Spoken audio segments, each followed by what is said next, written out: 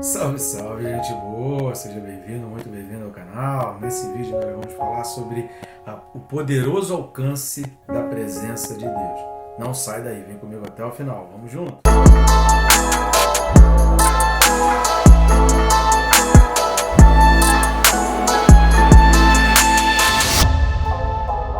Mas antes, não deixe de se inscrever no canal. Segue comigo até o final aí, clica no botão de se inscrever e ponto, você já vai estar inscrito e não vai interromper o vídeo nem atrapalhar o seu momento. Aproveita e clica no sininho para que você seja notificado a cada vídeo novo e assim você se discipline a estar estudando a palavra. Estamos aqui para te ajudar nessa tarefa difícil que é separar tempo para estudar a palavra de Deus. Querido, nós fazemos esse trabalho de uma forma totalmente independente, sem a ajuda de nenhuma instituição. Fazemos isso sem nenhuma remuneração, com o único objetivo de estar abençoando vidas. Peço a sua ajuda, a sua gentileza, se você puder aí estar ajudando o nosso ministério e ajudando também o nosso canal. Você tem várias maneiras que você pode fazer isso. Você pode curtir, comentar e compartilhar, isso já vai dar ao YouTube um alcance maior, você vai conseguir fazer com que esses vídeos cheguem a mais pessoas. Ou você pode também clicar em um dos links que estão aqui na descrição e adquirir um dos nossos livros ou todos os livros, os dois livros. Temos um livro aí mais antigo, que é o Quem se Importa com Deus. É um livro que traz uma reflexão muito boa. Às vezes a gente reclama muito que Deus não faz o que a gente pede, mas a gente se importa pouco com aquilo que Deus pede de nós. Será que a gente tem realmente dado atenção para o que Deus pensa e Deus requer de nós? É uma boa reflexão que esse livro Quem se Importa com Deus ele traz. E tem o mais novo lançamento aí, que é o Perca Peso Tirando a Trave do Olho, que é exatamente voltado para a santidade, né? Aquele trabalho da santidade, você pensar na tua vida, ter uma vida mais santa e mais voltada para Deus. Qualquer um dos dois livros eu recomendo, são muito excelentes. O Quem se Importa com Deus é um livro menor e o Perca Peso é um livro já um pouco maior, com bastante texto bíblico e é um baita ensino. Tá legal? Conto contigo, se você já adquiriu, muito obrigado aí por ter adquirido o livro. Se ainda não, clica aí, é possível parcelar, dá para parcelar no cartão, você pode adquirir em formato digital ou também em papel, presentear alguém também, envia de presente para alguém esse livro aí. Tá bom, querido? Muito obrigado pela sua ajuda, te agradeço. Vamos lá, o texto desse vídeo é Hebreus capítulo 4, versículo 13. Hebreus 4, versículo 13 diz assim: E não há criatura que não seja manifesta na sua presença. Pelo contrário, todas as coisas estão descobertas e patentes aos olhos daquele a quem temos de prestar contas. Isso aqui é excelente, é um princípio fortíssimo que Deus está trazendo para nós aqui e que a gente precisa segurar firme aí. É um complemento do versículo 12, por isso quase que eu fiz dois vídeos diferentes ao versículo 12, mas aí eu trouxe alguns princípios, aí, alguns ensinamentos do versículo 12, eu trouxe para cá, para a gente pensar junto com esse versículo 13, porque uma coisa depende da outra. Aquilo que a gente vem sempre falando, nunca assista a um vídeo só de maneira isolada, ou nunca tire conclusões baseadas em apenas um vídeo. Assista os vídeos anteriores, assista os vídeos posteriores, para que você tenha um entendimento melhor do assunto. Embora a gente esteja fazendo o vídeo versículo a versículo, o entendimento geral é óbvio, ele está dentro do contexto. Então, texto sem contexto vira pretexto. Por isso, não assuma um vídeo só e tire as suas conclusões baseadas em um único vídeo. Vamos lá, a primeira coisa que a gente aprende aí nesse versículo 13, querido, é que a gente precisa entender que não há presença de Deus sem palavra de Deus. Essa coisa de dizer, em tal lugar tem muito do Espírito Santo, eu conheço gente que é muito cheia do Espírito Santo, mas vive longe da igreja, mas não tem isso. Querido, olha, desculpa discordar e trazer aqui uma grande verdade. Eu sei que depois que você descobriu que Papai Noel não existe, talvez essa seja a verdade aí que mais vai mexer contigo, mas não tem como ter presença de Deus sem a palavra de Deus, sem aprender a palavra, sem a profundidade da palavra, sem a palavra de Deus manifesta ali entrando no teu coração. Por isso esse versículo ele começa com um E. E é uma conjunção aditiva, ele está juntando, ele está somando. Tudo aquilo que foi falado no versículo 2, ele está somando. 12, ele está somando o que está sendo falado aqui no versículo 13. Então esse E, ele está somando, ele não está contrapondo, ele não está falando nada inverso, nada oposto, mas ele está somando. É como se fosse um sinal de mais. É aquilo mais isso. Por isso começa com esse I. Vai dar exatamente esse sentido de continuidade.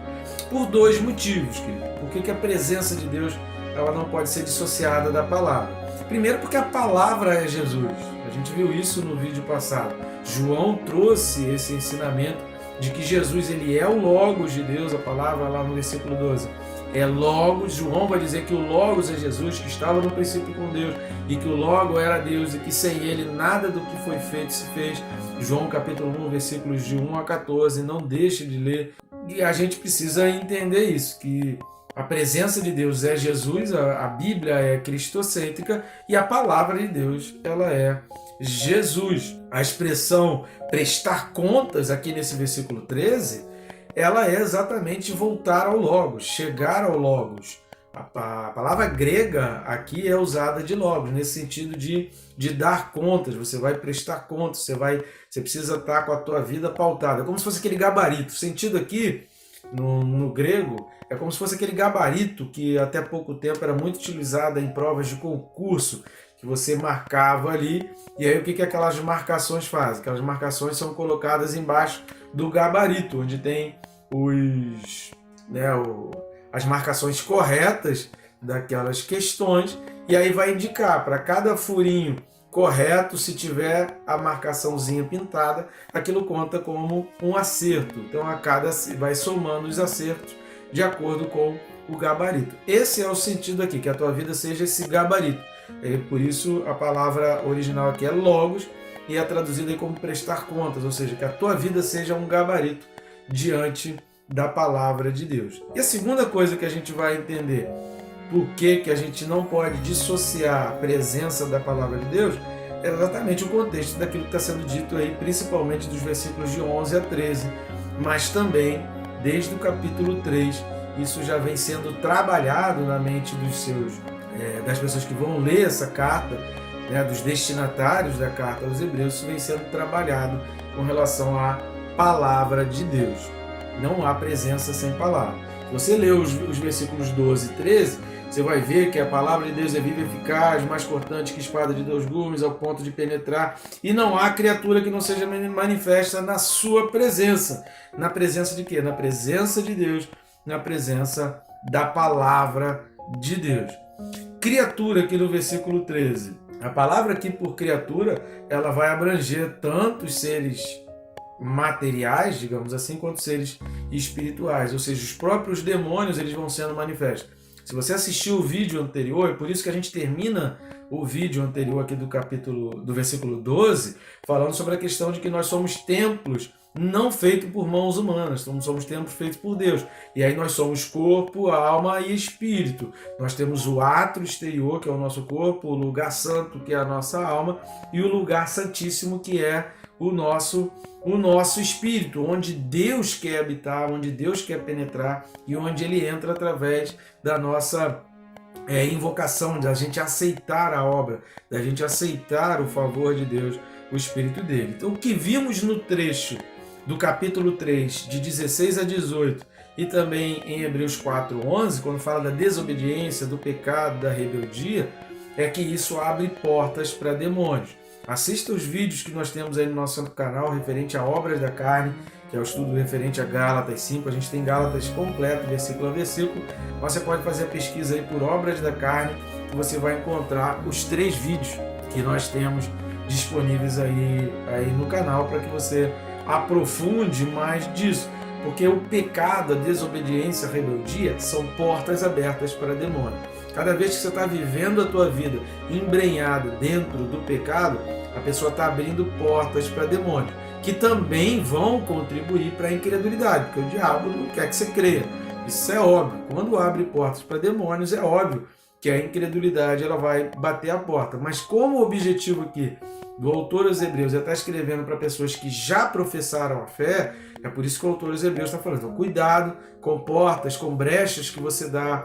Pauta sempre a tua vida, tenta sempre a tua vida pautada pelas ordenanças, pelo Logos, pelos ensinamentos, pelos preceitos morais, da palavra de Deus, veja sempre como um gabarito ali, se você não está falhando, se você não está errando em alguma coisa. Por quê? Esses são portas para demônios entrarem e a incredulidade vai então tomar conta. Eu quero ler contigo o trecho que está em Lucas 11, do 24 ao 26. Diz assim: quando o espírito imundo sai do homem, anda por lugares áridos, procurando repouso, e não o achando, diz: voltarei para minha casa de onde saí. E tendo voltado, a encontra varrida e ornamentada.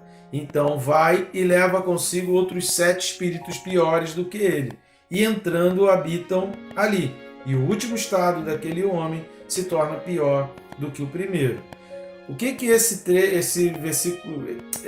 trecho de Lucas 11 tem a ver com Hebreus 4:13? Tem a ver exatamente pela essa manifestação das criaturas. A palavra de Deus, ela torna isso manifesto. Os demônios, eles podem até se manifestar e serem expulsos da vida da pessoa.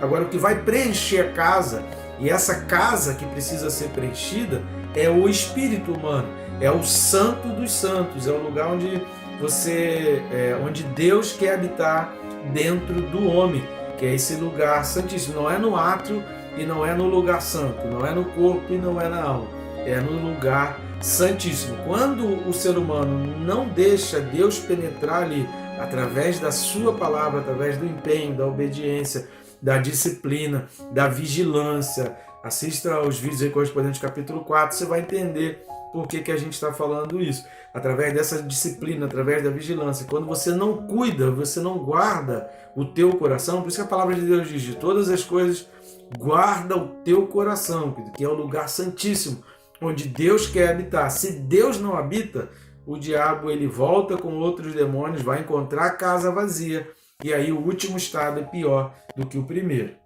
A gente não pode entender apenas que a palavra de Deus limpa. Eu entendi a palavra, eu compreendi, eu sei que ela é verdadeira, mas eu não quero Deus habitando.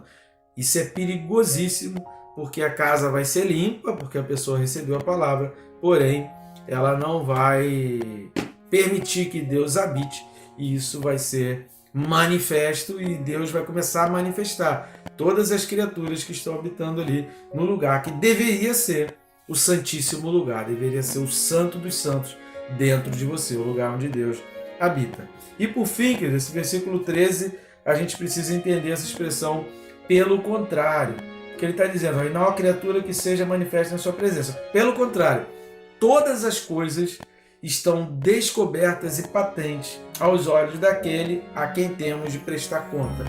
Todas as coisas estão patentes aos olhos daquele a quem nós temos o gabarito, aquele a quem nós temos que pautar a nossa vida no Logos. A expressão no grego é exatamente essa: pautar a vida no Logos, ou traduzindo para o português, prestar contas diante da palavra de Deus, diante dos preceitos.